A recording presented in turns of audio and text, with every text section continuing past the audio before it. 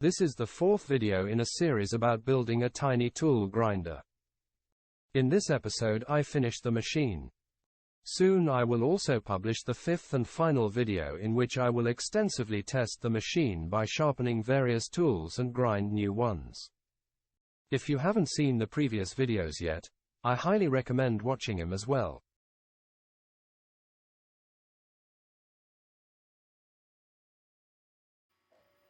First of all, I am making a major adjustment to the machine. Until now, the grinding head had a fixed position on the base. But that limits the capabilities of this machine. That's why I make the head movable via a dovetail connection to the base.